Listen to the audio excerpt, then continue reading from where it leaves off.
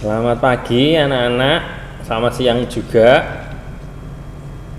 Seminggu sudah berlalu dan kita bertemu lagi di hari ini. Semoga hidup kalian selalu bahagia, ceria dan penuh semangat dalam masa pandemi ini. Kemarin minggu kita sudah membahas tentang kemampuanku terbatas. Semoga pelajaran kemarin dapat kalian pahami, dapat kalian gunakan untuk mengembangkan diri kalian dan tidak minder dari keterbatasan kalian. Hari ini kita akan belajar tentang sesuatu. Kita belajar tentang kesederajatan antara pria dan wanita. Apakah kita yang diciptakan Tuhan itu sederajat atau tidak? Maka kita melihat nanti dalam permasalahan-permasalahan dalam kehidupan sehari-hari di masyarakat, kira-kira seorang laki-laki dan perempuan sederajat atau tidak.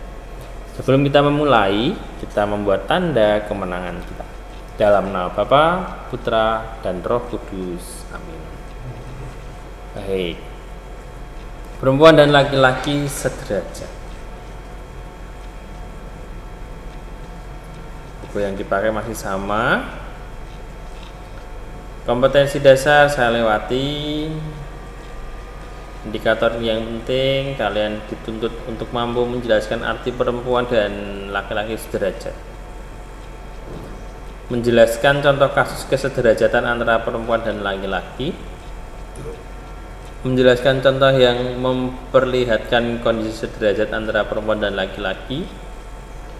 Menjelaskan makna kesederajatan antara perempuan dan laki-laki berdasarkan kutipan Katekismus atau KGK Gereja Katolik, artikel 369, 371, 372 dan bacaan Injil dari Yohanes bab 8 ayat 2 sampai 11 dan Markus bab 15 ayat 21 sampai 28. Menyebutkan berbagai usaha untuk mengembangkan kesederajatan perempuan dan laki-laki dalam kehidupan sehari-hari.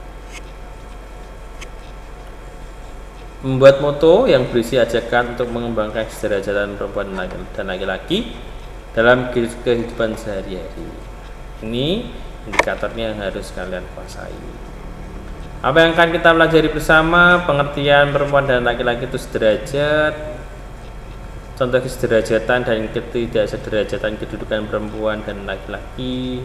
Apa? Kesederajatan perempuan dan laki-laki memiliki kitab suci, Kejadian bab 1 ayat 26 sampai 27 dan bab 2 ayat 18. Usaha-usaha untuk mengembangkan kesederajatan perempuan dan laki-laki dalam kehidupan sehari-hari. Apa saja ya? Nah, kita mulai dari pandangan masyarakat tentang kedudukan perempuan dan laki-laki. Di beberapa daerah dan atau suku yang ada dalam masyarakat Indonesia masih terdapat berbagai kebiasaan, sikap dan pandangan yang menempatkan seolah-olah laki-laki itu lebih hebat dari perempuan. Tapi juga sebaliknya, di beberapa tempat perempuan dipandang lebih berharga dibanding laki-laki. Di Indonesia yang dipandang laki-laki lebih hebat itu di mana saja ya? Medan pasti karena patrilineal. Jawa juga. Terus di Sulawesi aku lupa di mana itu juga. Tapi ada beberapa yang bahwa perempuan itu lebih hebat atau dipandang lebih hebat. Di Indonesia ada. Nah, tapi kalau laki-laki hampir di seluruh negara ada. Maksudnya budaya di luar Indonesia bahwa laki-laki itu dipandang lebih daripada seorang laki-laki. Contohnya budaya Yahudi. Laki-laki itu dipandang, tapi wanita tidak dipandang. Dalam sebuah persidangan, pendapat seorang laki-laki itu didengarkan, tapi pendapat seorang wanita tidak didengarkan. Wanita dianggap tidak ada. Itu budaya Yahudi. Sama di Jawa, seorang wanita itu pasti ada di belakang. masak, ngomong anak,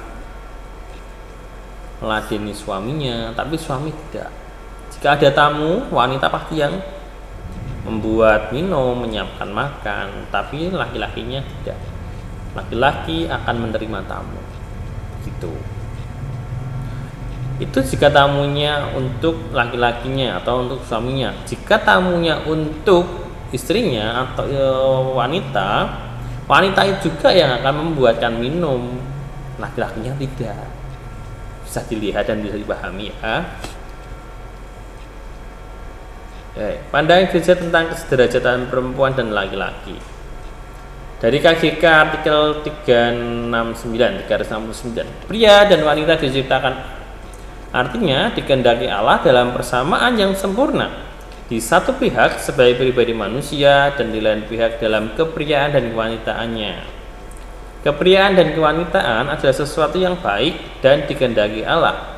Keduanya, pria dan wanita, memiliki martabat yang tidak dapat hilang, yang diberi kepada mereka langsung oleh Allah, penciptanya. Keduanya, pria dan wanita, bermartabat sama menurut citra Allah. Ingat, bermartabat sama menurut citra Allah. Dalam kepriaan dan kewanitaannya, mereka mencerminkan kebijaksanaan dan kebaikan pencipta. Ada yang dimiliki laki-laki, ada yang dimiliki perempuan. Ada yang tidak dimiliki laki-laki, ada yang tidak dimiliki perempuan. Intinya apa? Perempuan dan laki-laki harus bekerja sama, saling melengkapi satu sama lain. Karena semua tidak mungkin dilakukan sendiri. Dari Katekismus Gereja Katolik artikel 371, Allah menciptakan pria dan wanita secara bersama dan menghendaki yang satu untuk yang lain. Walaupun Tuhan menciptakan Adam dulu, Adam tidur, Tuhan mengambil dari tulang rusuk Adam untuk dijadikan seorang wanita atau Hawa. Sabda Allah menegaskan itu bagi kita melalui berbagai tempat dalam kitab suci. Tidak baik kalau manusia itu seorang diri saja. Aku akan menjadikan penolong baginya yang sepadan dengan dia. Penolong baginya yang sepadan dengan dia.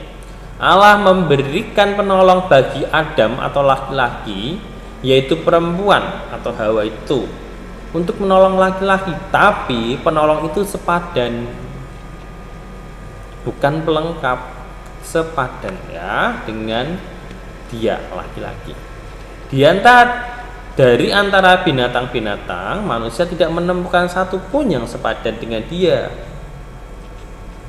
Wanita yang Allah bentuk dari rusuk pria dibawa kepada manusia. Lalu berkatalah manusia yang begitu bahagia karena persekutuan dengannya. Inilah dia, tulang dari tulangku dan daging dari dagingku. Pria menemukan wanita itu sebagai aku yang lain, sebagai sesama manusia. Ingat, sama manusia loh ya, bukan musuh. Dan di sini kita bisa melihat, kita bisa menyimpulkan bahwa wanita dibentuk dari tulang rusuk laki-laki, dan laki-laki pun mengatakan inilah dia, tulang dari tulangku, daging dari dagingku. Maka laki-laki dan perempuan itu sederajat, sepadan. Tidak lebih tinggi wanita, tidak lebih tinggi laki-laki, tapi semua sama karena secitra dengan Allah. Begitu. Maka segala sesuatu harus dilakukan secara bersama untuk saling tolong menolong. Dalam KGK artikel 372, pria dan wanita diciptakan satu untuk yang lain.